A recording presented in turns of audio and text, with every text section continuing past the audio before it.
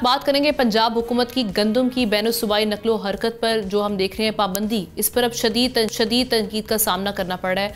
खैबर पख्तूनख्वा ने खबरदार किया है कि ये पाबंदी सप्लाई चेन तोड़ रही है, कीमतें बढ़ा रही है और सूबे में ग़िज़ाई बहरान का खतरा सर उठा रहा है।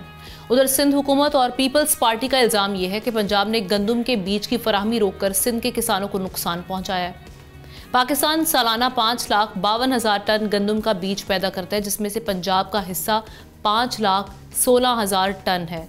अब इस मसले का हल कौन निकालेगा, इस पर पंजाब गवर्नमेंट का किस हद तक फेयर है, इसी पर बात करने के लिए एहतशाम साहब हमारे साथ हैं। एहतशाम साहब, ये जो स्टांस पंजाब गवर्नमेंट ने लिया है और बीच में ये खबर भी आई थी कि जो इंटर प्रोविंशियल हम देख रहे हैं वी ट्रांसपोर्टेशन है, उस पर से बैन लिफ्ट कर दिया जाएगा, लेकिन हम देख रहे हैं कि अभी भी वो ट्रांसपोर्टेशन नहीं हो रही।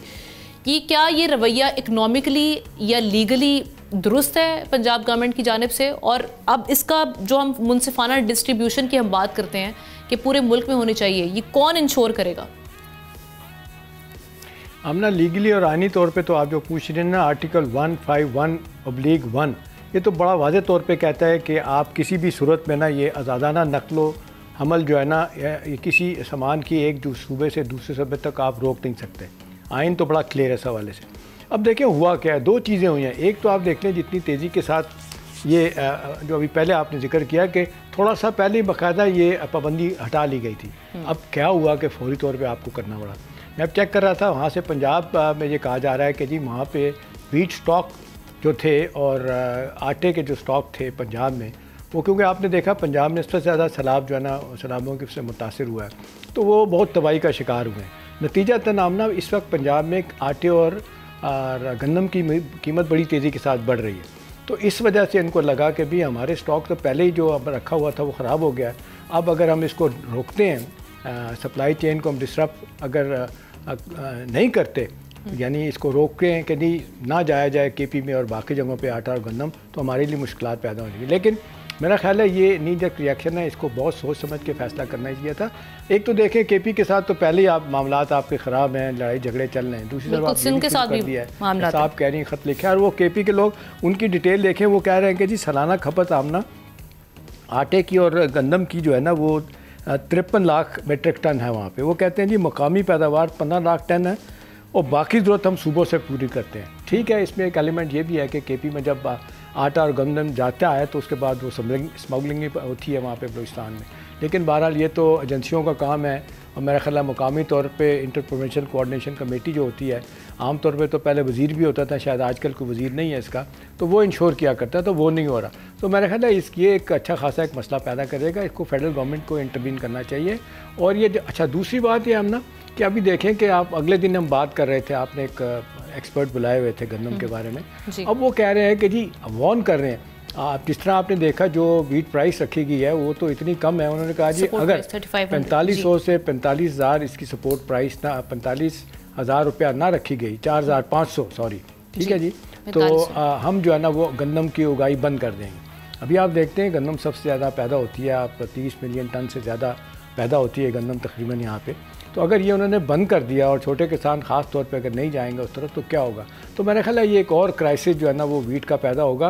लेकिन कुछ लोगों का ख्याल है कि भी जानबूझ के भी चीज़ें की जाती हैं। आपको पता है हमने जितना माल बनाया जाता है आटे की इंपोर्ट में और एक्सपोर्ट में, और चीनी के इंपोर्ट में एक्सपोर्ट में, पहले आप एक्सपोर्ट करने की इजाज़त देते हैं, फिर क्राइसिस पैदा होता है, फिर इंपोर्ट करते हैं, तो स्पेसिफिक ग्रुप्स माफिया जो है इनको फ़ायदा पहुँचाया जाता है। तो कभी कभी ये भी लगता है कि जानबूझ के किया जा रहा है। आमतौर पे मैंने देखा है बुरे से बुरे हालात में आमना जो बफर स्टॉक होते हैं पंजाब में वो इतने होते हैं कि कोई भी तबाही हो जाए, खुदा ना खास्ता कैटास्ट्रॉफिक कितनी भी सख्त हो, वो उनके पास देखे ना, और दोनों सूबों के अवाम के दरमियान जो स्टोर करने की चीज़ें ही नहीं है, एक स्पेस या गैप जो बढ़ता हुआ देख रहे हैं, शायद वो लॉन्ग टर्म असरात इसके क्या हो सकते हैं उससे हम बिल्कुल नावाकिफ़ हैं, या शायद हमने इसको बिल्कुल असाइड कर दिया।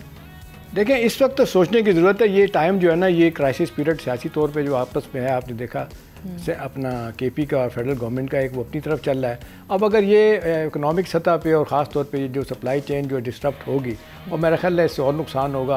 केपी में अपना सिंध में भी लोग देख लें, वो भी पीपल्स पार्टी भी नाराज़ दिखाई देती है, उनको भी एक और इशू मिल गया बीच का, कितना महंगा है, वो क्यों इस तरह किया जा रहा है। तो मेरा ख्याल है वक्त आ गया है कि अब कैबिनेट ही इस पर सोचे।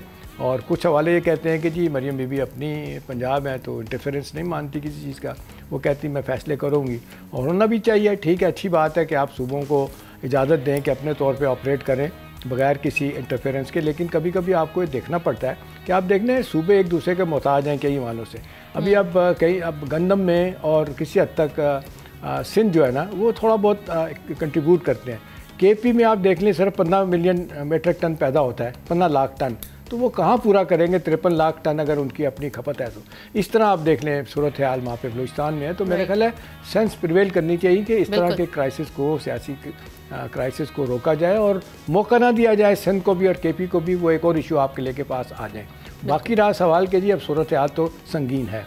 पंजाब में जिस तरह सैलाबों की वजह से मामला ख़राब हुए, अगली फसल भी कम नज़र आती है आते हुए, और जो हमारे पास स्टॉक थे उनको बहुत नुकसान पहुंचा है। लेकिन वो कहते हैं मेथड ऑफ द मैडनेस ये कहता है क्योंकि आप रास्ता ढूंढते हैं। अगर आप इतने समझदार होते माजरत के साथ तो बहुत पहले सोचते कि जी हमने गंदम को इम्पोर्ट करना है तो किस तरीके से करना है, किन लोगों के ज़रिए करना है। एक ये भी मसला हो गया ना, अब वो पास्को को बीच में से हटा दिया गया है, वो नहीं इम्पोर्ट करती, वो कहते जी प्राइवेट सेक्टर को दे दिया है। पास्को वाले अलग माल बनाते थे, प्राइवेट सेक्टर में जब आप जाएंगे तो जाहिर है आपको तो मुझे तो परमिट नहीं मिलेगा, हम ना वो मंजूरी नज़र लोगों को मिलता है, उसमें माजरत के साथ फिर लोग यही कहते हैं जी ऊपर तक जो है ना वो पैसा चलता है। तो ये कहाँ जाके मामला रुकेगा? ये वीट और गंदम बहुत सीरियस मामला है। एक आटा ही है जो लोग कहते हैं गरीब आदमी सिर्फ रोटी खा के अपना गुजारा करता है, और चीनी जो है ना वो उसका क्या कहते हैं मीठापन दूर करता है अपना स्वीटिश, वो चीनी डाल के 3 चम्मच जो है ना, बिल्कुल इनको बड़ा सोच समझ के इन पॉलिसीज को देखना पड़ेगा क्योंकि नेशनल लेवल क्राइसिस पैदा हो सकता है। Thank you so much Ehtesham साहब, आपने बड़ा अच्छा इस पर तजिया पेश किया।